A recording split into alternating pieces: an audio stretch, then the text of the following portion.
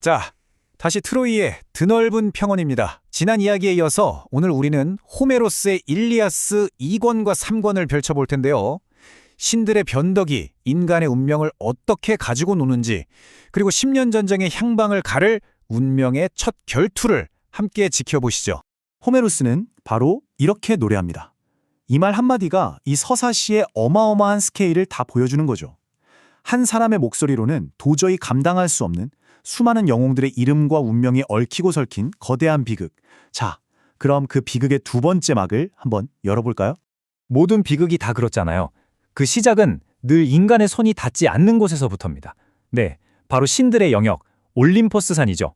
아들 아킬레우스의 명예를 세워달라는 여신 테티스의 간청 기억하시죠? 제우스가 그 약속을 지키려고 꾀를 냅니다. 총사령관 아가멤논의 꿈에 슬쩍 거짓된 신탁을 흘려보낸 거예요. 지금 당장 공격하면 승리할 거라는 아주 달콤하지만 치명적인 속삭임이었죠. 아가멤논은 이걸 완전히 신의 계시라고 철석같이 믿어버립니다. 의심? 전혀 안 하죠. 아, 드디어 이 지긋지긋한 10년 전쟁을 끝낼 수 있겠구나 하고 마지막 결전을 준비합니다. 그런데 말이죠.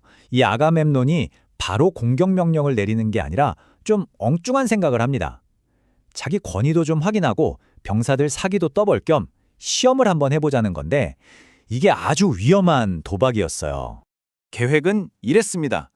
일부러 우리 너무 지쳤다. 이제 그만 집으로 돌아가자.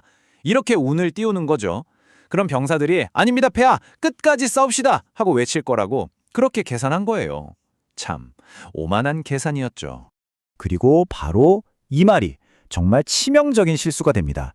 병사들의 마음에 불을 지피고 싶었겠지만 현실은 뭐였을까요? 그들이 지난 10년 동안 가장 듣고 싶었던 말을 자기 입으로 해준 셈이 된 거죠. 결과는요? 처참했죠. 아가멤논의 그 교활한 시험은 그냥 박살이 나버립니다.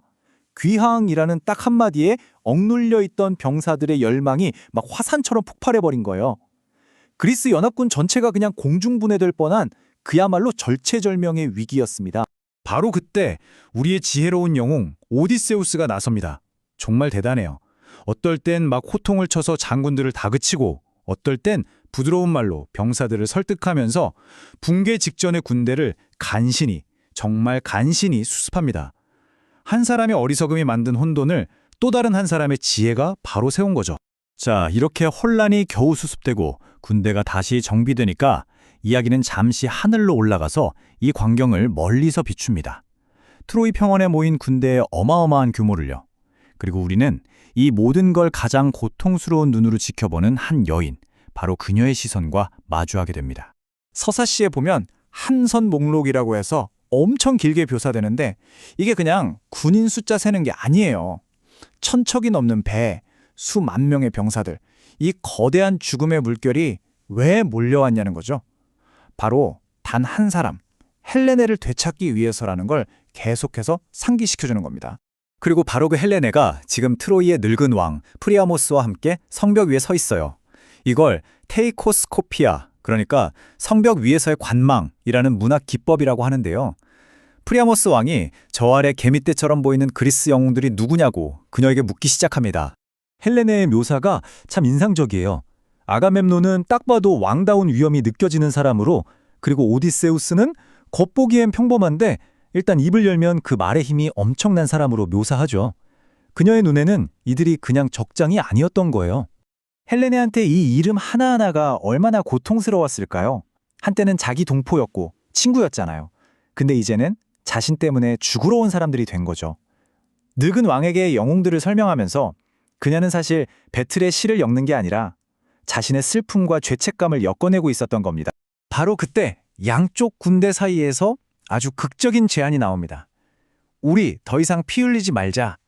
이 모든 전쟁의 시작이었던 그 두 남자, 둘이서 결투해서 모든 걸 끝내자! 하고요. 먼저 나선 건 파리스예요. 화려한 표범 가죽을 두르고 아주 그냥 펌이란 펌은 다 잡고 소리치죠. 그런데 그에게 아내를 빼앗긴 진짜 남편 메넬라우스가 분노에 차서 앞으로 딱 나서니까 어떻게 됐을까요? 그 용기는 순식간에 사라지고 자기 진영으로 쏙 숨어버립니다. 이 한심한 꼴을 본 형, 고결한 영웅 헥토르가 그야말로 폭발합니다. 내 놈 때문에 이 긴 전쟁을 치르고 있는데 이게 무슨 망신이냐 하면서 동생의 수치가 곧 트로이의 수치라고 그를 막 호되게 꾸짖어서 억지로 결투장으로 등을 떠밉니다. 이 슬라이드가 두 남자의 차이를 너무 잘 보여주죠. 파리스는 어때요? 창피하니까 자존심 때문에 마지못해 싸우는 거예요. 반면에 메넬라우스는요. 10년 묵은 분노, 정의로운 복수심에 불타서 싸우는 겁니다. 사실상 승패는 처음부터 정해져 있었던 거나 마찬가지 아닐까요? 결투는 거의 일방적이었어요.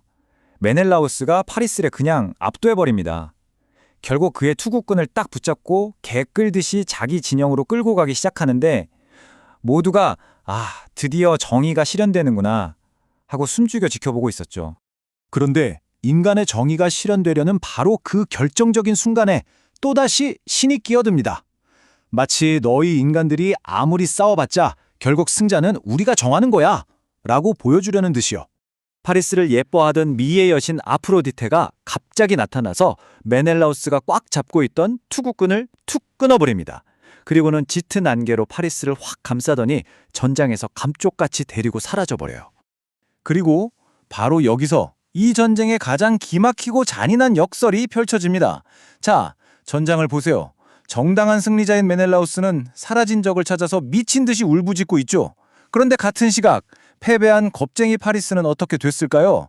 여신의 손에 이끌려서 안전한 자기 침실로 옮겨져 이 모든 비극의 원인이었던 바로 그 헬레네와 함께하게 됩니다. 정말 아이러니하죠? 결국 첫 번째 결투는 승자도 패자도 없이 이렇게 허무하게 끝나버립니다. 이로써 전쟁은 멈출 수 없는 운명이 됐고 우리에겐 이런 질문이 남는 거죠. 신들이 멋대로 승자를 정해버리는 싸움터에서 영웅들의 명예와 용기 그리고 죽음은 대체 무슨 의미가 있는 걸까? 참 무거운 질문입니다.